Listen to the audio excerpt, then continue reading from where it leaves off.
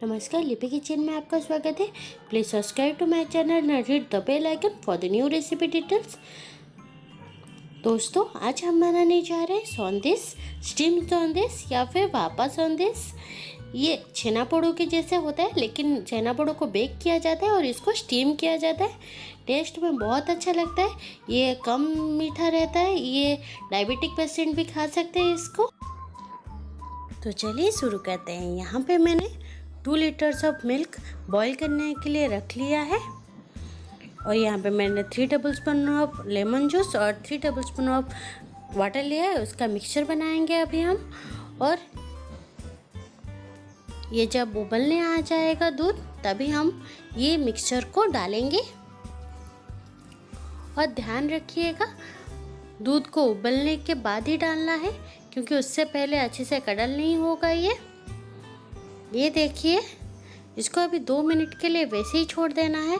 उसके बाद हमारा पानी और छेना अलग हो जाएगा।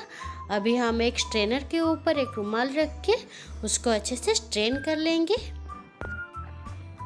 जब हम सारी छेने के पानी को स्ट्रेन कर लेंगे, उसके बाद हमें इसमें 2 बाउल्स ऑफ नॉर्मल वाटर डाल के उसको स्ट्रेन करना है, क्योंकि हमारे नींबू का जो खट्टापन है उससे पानी से दूर हो जाएगा।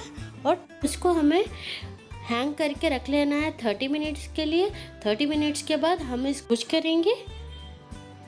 ये देखिए, मैंने इसका ऐसे नॉट बनाया और इसको हैंग करके रख दिया है 30 मिनट के लिए। अभी 30 मिनट्स हो गए। यहाँ पे मैंने कार्डमम पाउडर और पाउडर शुगर लिया है। अभी 30 मिनट के बाद इसको छेना को एक बड़ी से प्लेट में निकालेंगे और उसको स्क्रम्बल कर लेंगे। और अच्छे से स्क्रम्बल करने के बाद उसको अपने लोअर पाम के सहायता से अच्छे से मैश करेंगे। इतना अच्छे से मैश करेंगे जैसे ये डो की जैसे बन जाए। इसको हमें 7 to 8 मिनट मैश करना है। ये देखिए, अभी मैं इसमें कार्डमम पाउडर डालूंगी और पाउडर शुगर डालूंगी। 5 से 6 टेबलस्पून पाउडर शुगर डालेंगे। अगर आपको मीठा कम पसंद है तो आप थोड़ा कम डालिएगा, ये आपके टेस्ट के हिसाब से है। इसको भी अच्छे से हम लोग मैश करेंगे 2 से 3 मिनट के लिए। उसके बाद हमारा मिक्सचर रेडी हो गया है।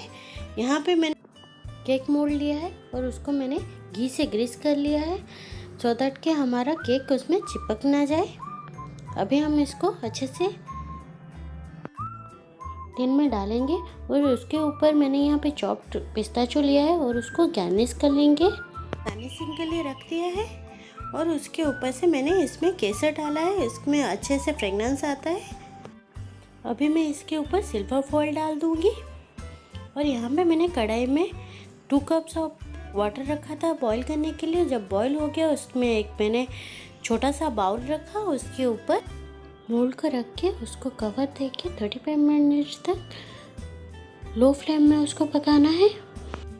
मैंने यहाँ पे 35 मिनट्स पकाया है। उसके बाद हम देखिए चेक कर लेते हैं, लेकिन हाँ, उससे पहले हमें 15-20 मिनट के लिए उसको छोड़ना है। उसके बाद ही जाके केक मोल्ड को हाथ लगाना है।